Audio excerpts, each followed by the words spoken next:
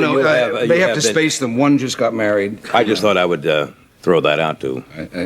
For over 20 years, Merv Griffin saw a side of Hollywood nobody else dared to look at.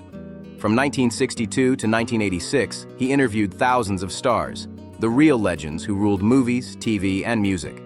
But behind all those perfect smiles and polished laughs, Merv saw some dark stuff that never made it to the screen. As the genius behind Jeopardy and Wheel of Fortune, he wasn't just a host. He was an insider with access to every secret corner of the industry. One longtime producer who worked with him even said, "Merv saw everyone." And he really did. He wasn't just having quick chats under bright lights. He was in the dressing rooms, behind the curtains, and in those quiet studio hallways, catching what people were really like when the audience wasn't watching. That gave him a raw peek into the real Hollywood, the one hidden behind applause and fake charm.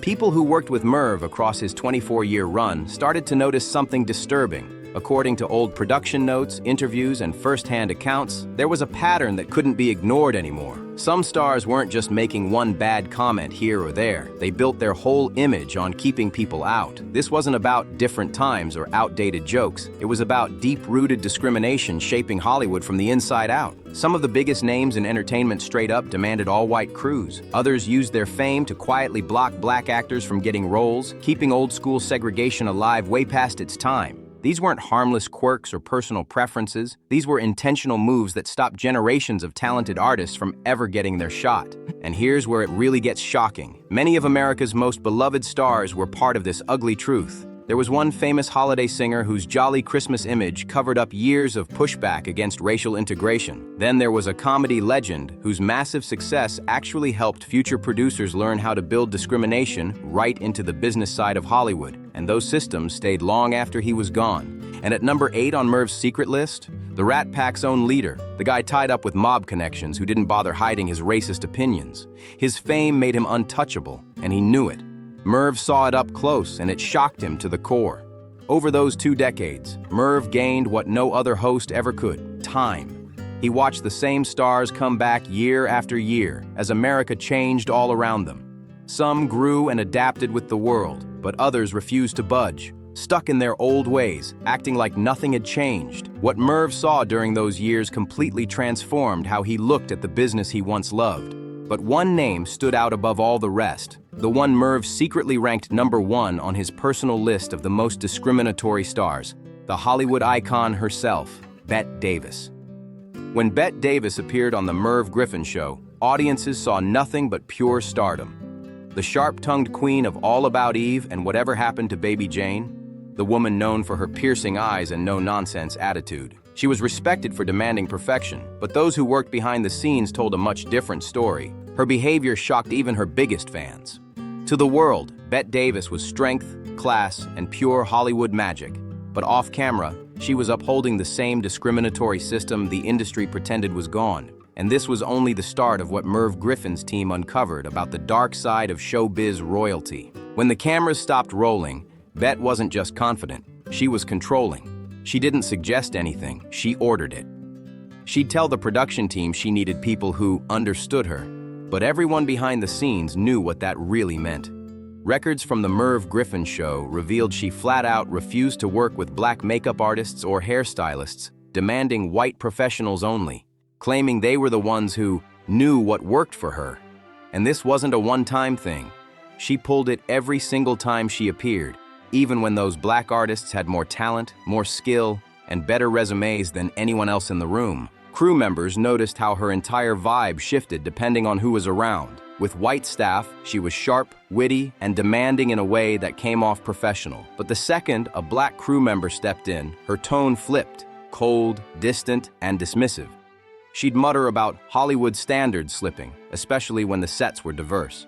Her favorite phrase, saying the industry had become too modern, which everyone knew was code for wishing Hollywood had stayed the all-white playground it used to be. By the 1970s, Bette's tough reputation had turned into a shield that protected her from everything. Anytime someone tried to call out her behavior, it got brushed off with, "That's just Bette being Bette."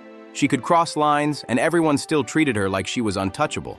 Studios bent over backward to keep her happy, making sure the only version of her the public ever saw was the fierce, talented legend. Her power kept her image squeaky clean, while her prejudice stayed buried behind studio walls.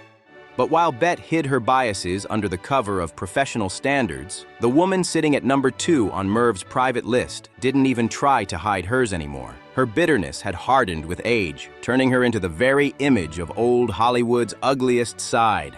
At number 2, Joan Crawford, the queen of glamour who grew into resentment. When Joan Crawford walked onto the Merv Griffin show, she looked like elegance in motion. Perfect posture, sculpted cheekbones, eyes full of command. She was everything Hollywood once stood for.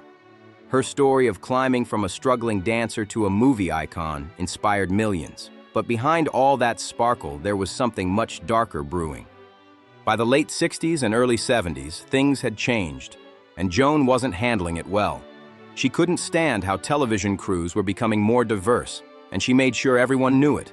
She demanded familiar faces on her team, which insiders knew was code for older white staff from the industry's segregated past. When production couldn't deliver, her temper flared like wildfire. People who worked the set said she started asking for separate facilities whenever black performers or crew were around. She wanted her own entrances, her own prep areas, even her own makeup rooms, all under the excuse of privacy. But those close to her saw right through it. It wasn't privacy, it was segregation with a new label. Crawford constantly complained that Hollywood was losing its standards, and she'd sigh dramatically, saying things like, "Back when people took pride in their work." But those weren't comments about craftsmanship. They were subtle jabs at the diverse crews who represented a new, more inclusive Hollywood. What she truly missed wasn't the quality of old films. It was the comfort of being in an all-white world where she felt powerful, untouchable, and above everyone else. As Joan Crawford aged, her bitterness didn't fade. It exploded. Crew members who worked with her over the years said she stopped even pretending to hide her prejudice. By the early 1970s, when her fame began to slip, that frustration turned into open hostility toward younger black staff. She saw them as living reminders that Hollywood had changed, that it no longer revolved around her fame or her rules. One production assistant even documented shocking moments when Crawford questioned why certain people were allowed on set. She'd make snide remarks, give cold looks, and completely ignore their contributions, as if their presence offended her. Her contempt was so obvious that crews had to quietly rearrange schedules and keep her separated just to prevent chaos. Behind the scenes, networks scrambled to protect her image. Crawford's name still pulled massive ratings, so executives handled her outbursts behind closed doors, pretending everything was fine. They knew her bias came from a desperate grip on a world that no longer existed, but they couldn't afford to let the public see the truth. Yet while Crawford's prejudice came from fear of losing relevance, the next person on Merv Griffin's list was something entirely different. He embraced his discrimination like it was a badge of honor. Number 3, John Wayne, the cowboy who stood by his racist beliefs, loud and proud.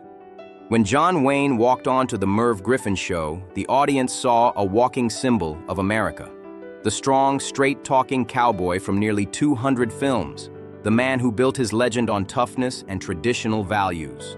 To millions, he wasn't just an actor, he was America. But off-camera, Wayne carried views so extreme that even in his day, they were shocking. And unlike most stars, he didn't hide them. He bragged about them.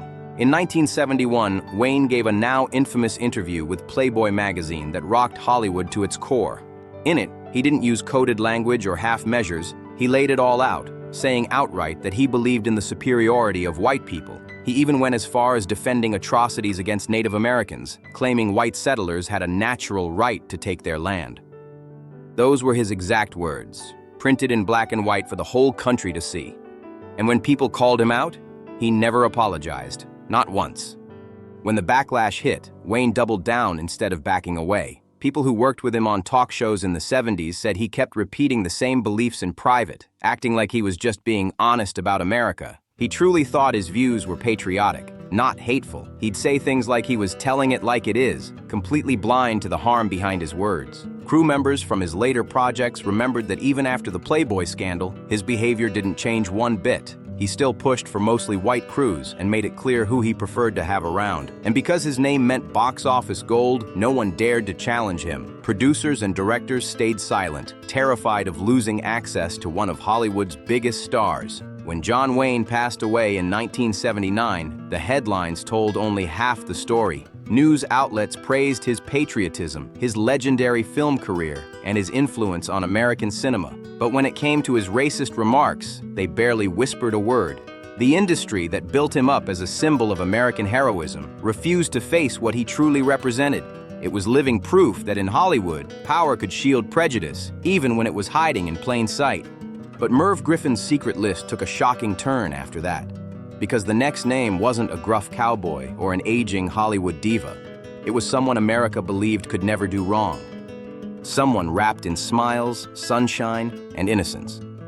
Number 4, Doris Day, the sweetheart who quietly ran a segregated empire. When Doris Day stepped onto the Merv Griffin show, she looked like everything Hollywood wanted to sell. Golden curls, that radiant smile, and a voice so cheerful it could melt hearts. She was the perfect girl next door, the woman who made wholesome romantic comedies feel safe and sweet. America adored her charm. But behind that clean image, Doris wasn't just a performer. She was a powerhouse producer, and the control she held was far from innocent. From 1968 to 1973, Doris starred in The Doris Day Show. But what most fans never realized was that she also produced it. That meant she had final say over everything, especially casting.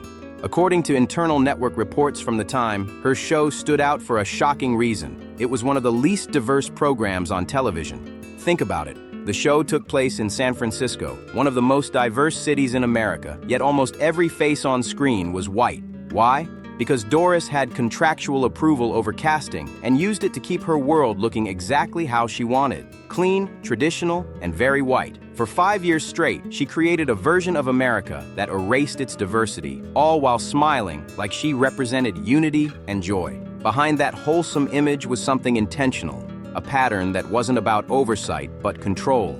Inclusion wasn't forgotten, it was avoided. That's what made her place on Merv's list so shocking. Unlike John Wayne, who shouted his prejudice proudly, Doris Day hid hers behind charm, music, and that innocent, golly gee grin that made everyone trust her. By the early 1970s, television was beginning to change. Audiences were pushing for more diversity, and new shows were finally starting to reflect real America. But Doris? She refused to budge. Production records from that time revealed that she often met with network executives and fellow producers to discuss maintaining a wholesome image for her series, and everyone on set knew exactly what that meant. Wholesome was just polite code for keep it white.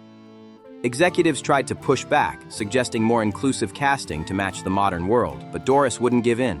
She told them her fans expected a traditional feel, her soft way of saying she didn't want any changes that would challenge her comfort zone. Even when diversity audits flagged The Doris Day Show as one of the least inclusive shows on primetime TV, she stood her ground, using her power and reputation to silence every conversation about inclusion, and it didn't stop at casting, not even close. People who worked for Doris Day's production company later came forward saying the bias ran deep, way past what audiences ever saw. Employment records revealed that black professionals were constantly being overlooked, not just for on-screen roles, but for writing, crew positions, and key production jobs too. Her company kept things almost entirely white, top to bottom, year after year. This wasn't just about image. It was business strategy disguised as tradition. Doris built her company to be a closed bubble where diversity practically didn't exist. And the most shocking part? She had total control. She wasn't under some old-school studio boss, she was the boss. She owned her production company and had full authority to hire anyone she wanted. But instead of opening doors, she chose to keep them locked, protecting her all-white empire behind that sweet, sunny smile America adored. Even as the civil rights movement changed the country, Doris Day's Hollywood bubble stayed untouched. Her reputation as America's sweetheart never wavered. When she passed in 2019, every headline praised her charm, her purity, her timeless grace. Barely anyone mentioned the years of exclusion that shadowed her productions. That carefully polished image worked so perfectly, it buried the truth.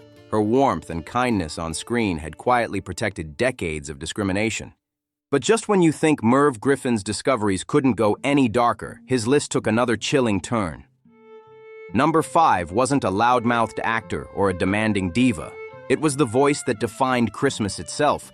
Number 5. Bing Crosby, the holiday voice with a heart that wasn't so warm. When Bing Crosby appeared on the Merv Griffin show, nobody saw controversy, they saw comfort. That smooth, deep voice had become the sound of Christmas itself. White Christmas wasn't just a song. It was an American tradition, the best-selling single in history. He seemed like the kind of man who brought families together, a symbol of nostalgia and peace. But behind that cozy image was someone whose personal beliefs were anything but welcoming. As far back as the 1950s, public reports started surfacing about Crosby's quiet resistance to racial integration, not just in Hollywood, but in his personal life. He owned property in California and flat-out opposed integrated neighborhoods. When civil rights activists asked him to support fair housing laws, Crosby refused, claiming he was only protecting property values. He used polite, business-like excuses, but everyone knew what that meant. He was defending segregation under a respectable mask. And those views didn't fade with time. They aged right alongside him. On his talk show appearances in the 60s and 70s, he'd often sigh about missing simpler times. To most people, it sounded like nostalgia for the old days of radio and classic film, but insiders caught the meaning instantly. Those simpler times were code for when Hollywood and his neighborhoods were completely white. Crew members who worked around him noticed it too. They saw how his friendliness came with conditions. With white staff, he was smooth, funny, and full of charm. But with black crew members, it was like they were invisible. One staffer remembered it clearly. He just didn't see them. It was like they didn't exist. His tone shifted depending on who was in front of him, and everyone on set felt that unspoken chill. Unlike some Hollywood legends who at least tried to grow with the times, Bing Crosby never moved an inch. As the civil rights movement reshaped America, he acted like every bit of progress was a step backward. He'd grumble that America was losing its way, treating social change like a threat instead of hope. What made it worse was the calm, easy tone he used, the same smooth, soothing voice that made people fall in love with his music. He could sing about love and unity, then speak about division without blinking. What made Bing's case so frustrating was how fully protected he was by his image. He wasn't just another star, he was Christmas. His face, his voice, his songs, they were tied to the idea of family, purity, and good old-fashioned values. Criticizing Bing Crosby felt, to many people, like criticizing Christmas itself. The public didn't want to believe that the man who sang "I'll Be Home for Christmas" could have such a cold attitude toward equality. His legacy stayed wrapped up in holiday nostalgia, shiny and spotless. The world saw him as a symbol of comfort and togetherness, while the truth stayed buried under tinsel and snow. When he passed in 1977, obituaries mourned a national treasure, praising his voice, his movies, his humor, everything except the reality of his views. Hardly anyone mentioned his long opposition to integrated housing or his refusal to evolve as the nation changed. Crosby's image was so powerful that even in death, it erased accountability. But just as shocking as Crosby's quiet prejudice was the name that followed him on Merv Griffin's secret list, because this next star used patriotism itself as his shield.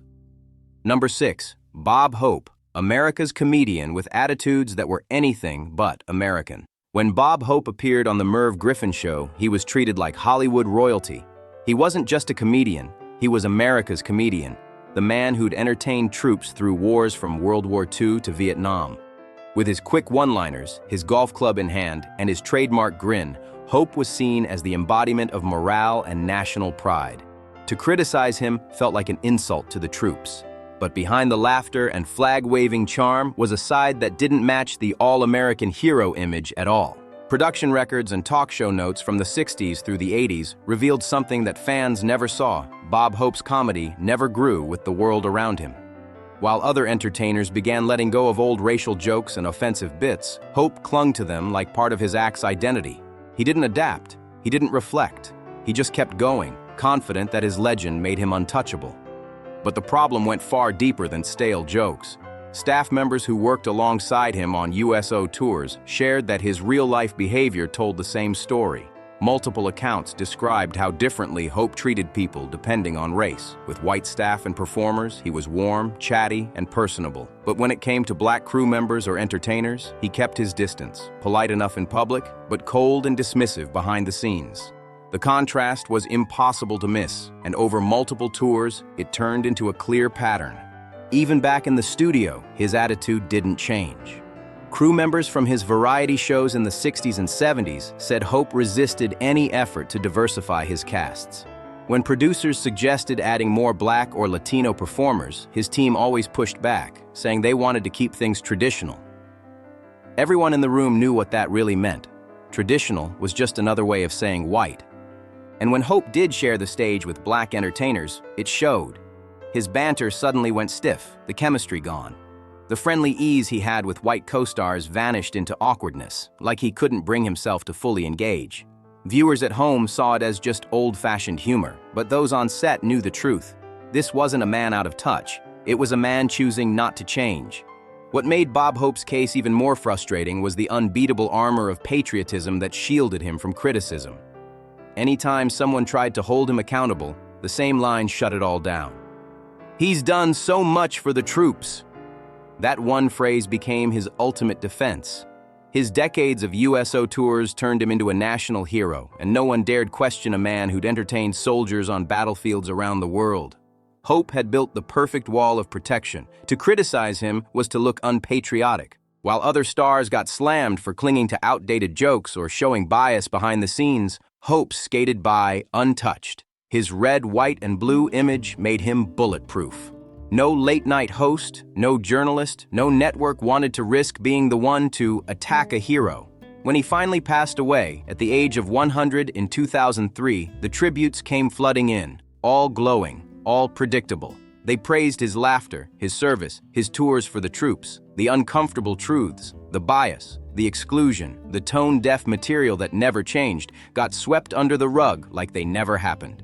Once again, America's favorite image of a hero stayed spotless, no matter what lay beneath. But while Bob Hope used patriotism as his shield, the next name on Merv Griffin's secret list hid behind something even more powerful: business success. Number 7. Lucille Ball, the comedy queen who ran a quiet empire of exclusion. When Lucille Ball appeared on the Merv Griffin show, she didn't just enter the room, she owned it. With that fiery red hair, sharp tongue, and effortless confidence, she was television royalty. Her show, I Love Lucy, wasn't just a hit. It was a cultural earthquake that changed comedy forever.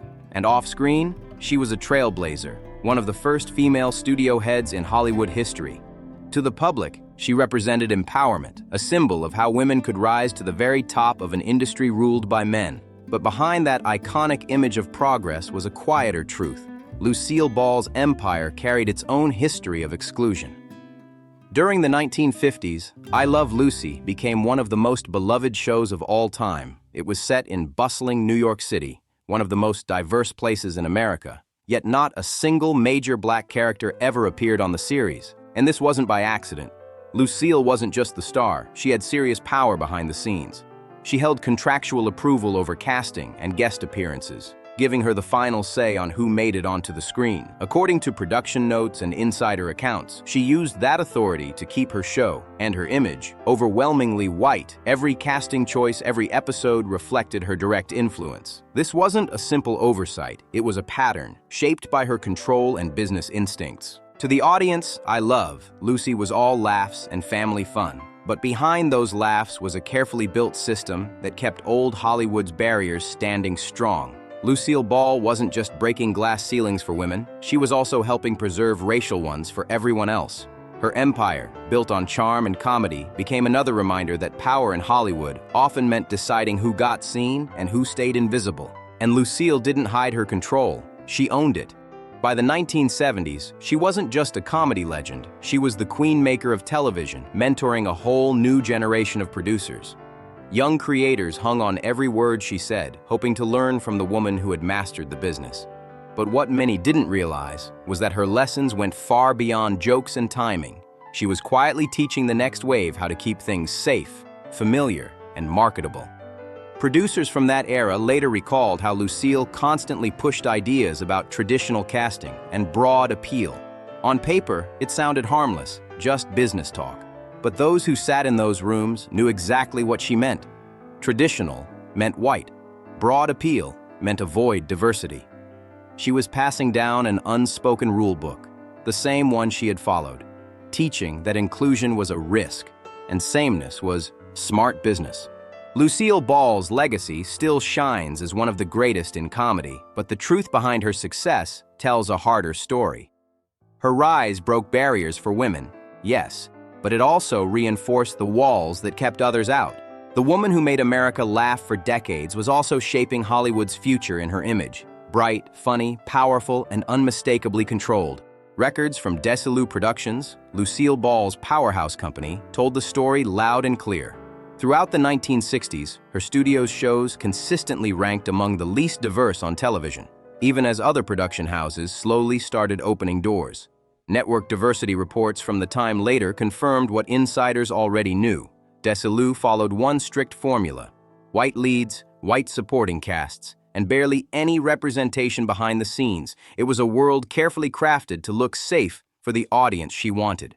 Writers who worked under Lucille remembered pitching scripts that included integrated storylines or social themes, hoping to reflect the real world outside the studio walls. But every time they tried, those ideas got shot down instantly. Her public explanation always sounded professional. She'd say she was trying to maintain universal appeal and avoid alienating the audience, but the people sitting in those meetings understood exactly what that meant. She was protecting the comfort zone of white viewers above all else. In her business, diversity wasn't seen as progress. It was viewed as a financial risk she wasn't willing to take. What made Lucille's influence even more powerful and damaging was how much weight her words carried.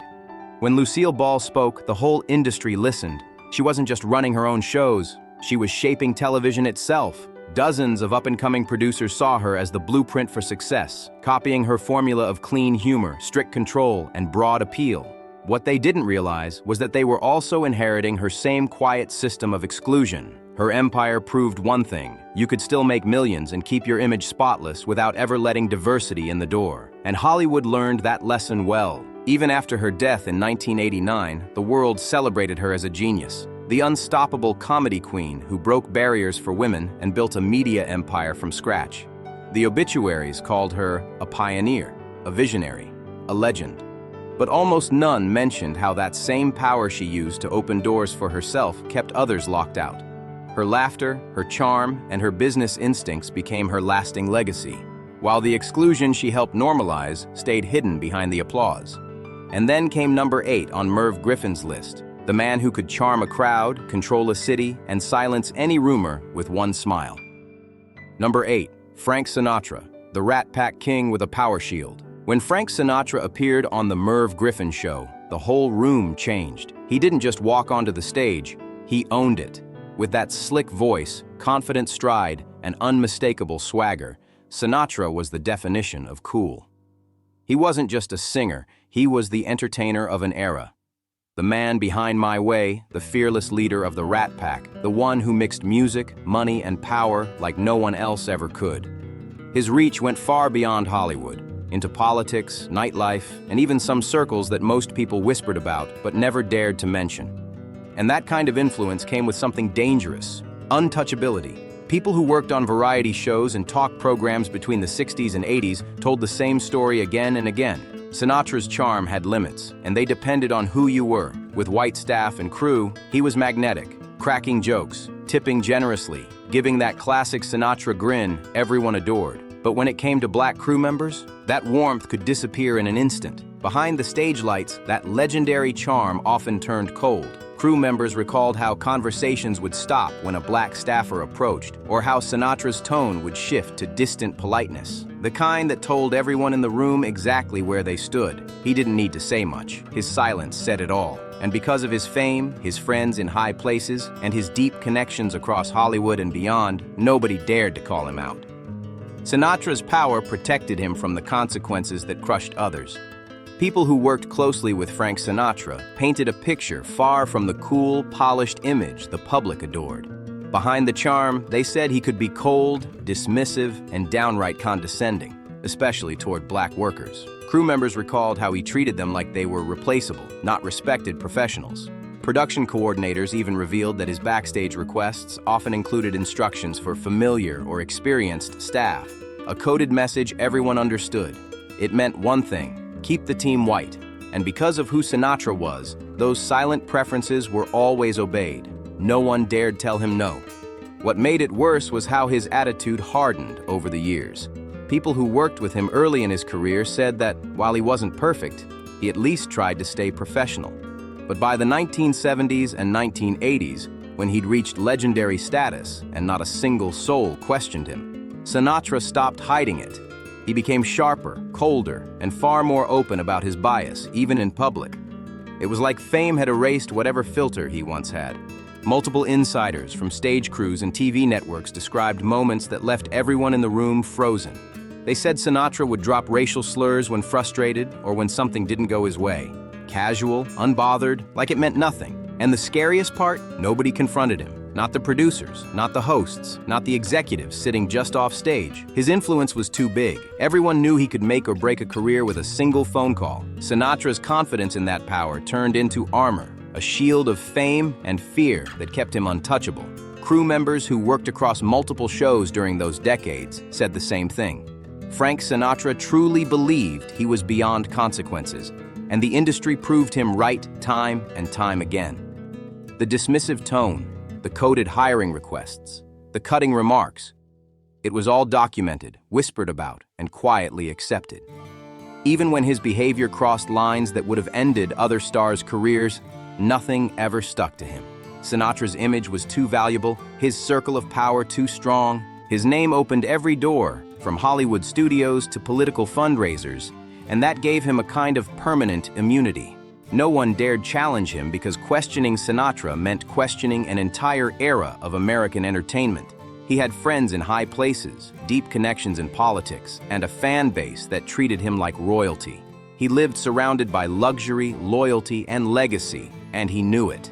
When Frank Sinatra passed away in 1998, the world mourned like it had lost a piece of its soul. Tributes poured in from every corner of the globe, celebrating his silky voice, his timeless songs, his unforgettable swagger, and his legendary Rat Pack years. Newspapers and networks praised his impact on American music and lasting influence on culture. But buried beneath all that praise was a silence about the way he treated black staff, about the prejudice that shadowed his career behind the spotlights. That part of the story never made the front page. It got drowned out by nostalgia, charm, and decades of carefully protected image control. From 1962 to 1986, Merv Griffin sat across from the biggest names in Hollywood. And because he wasn't just a host, but also a powerful television producer, he saw everything others couldn't. He didn't just watch interviews, he watched people. How they treated crew members when the cameras stopped, how they talked to staff when no one was listening, and how some used their fame to demand favoritism or block progress. Merv didn't just see entertainment. He saw the power dynamics that ran it. Production records, behind-the-scenes notes, and staff testimonies all backed up what he witnessed. And when multiple hosts, Griffin, Carson, and Sullivan, reported the same kind of behavior from the same stars, it was no coincidence. It was a pattern. Different studios, different sets, same discriminatory habits. When crews across networks described nearly identical treatment toward black professionals, the truth could no longer be denied. These weren't isolated incidents or bad moods. They were mindsets, attitudes that stretched across decades in studios, carried by stars who were powerful enough to shape the entire system. Every time they demanded all-white crews, every time they used phrases like traditional or familiar to avoid inclusion, and every time they told young producers that universal appeal meant keeping things white, they weren't just protecting their comfort zones, they were building Hollywood's invisible walls brick by brick. Their personal bias turned into industry standards. Their choices dictated who got hired, who got seen, and who stayed out of the spotlight completely. What started as individual prejudice became a whole structure of quiet exclusion. One the studios, networks, and agents worked overtime to hide. Complaints were buried, reputations were polished, and every ugly story got covered by a new layer of glamour and PR magic. Behind the applause, the flashing lights, and the charm of old Hollywood, there was another story. A darker one where fame bought freedom from accountability. The more powerful the star, the more protected they became. Studios couldn't afford to expose them, and networks didn't dare risk the backlash. The system itself was designed to protect its legends, no matter the cost. So now that all 8 names from Merv Griffin's hidden list are out, From the sharp-tongued actress who demanded segregation, to the cowboy who defended racism with pride, to the sweetheart who quietly built a segregated empire, to the crooner who turned holiday warmth into cover for discrimination. The question is, which revelation shocked you the most? Did you already know about these patterns hiding behind Hollywood's glitz and glamour? Or did some of these stories completely flip how you see the so-called golden age? Drop your thoughts in the comments below. We want to hear what you think. And if you're hungry for more deep dives into the real stories behind entertainment's polished image, the scandals, the secrets, and the power plays that shaped the industry, make sure to like, comment, and subscribe to the channel. Thanks for watching, and we'll see you in the next video.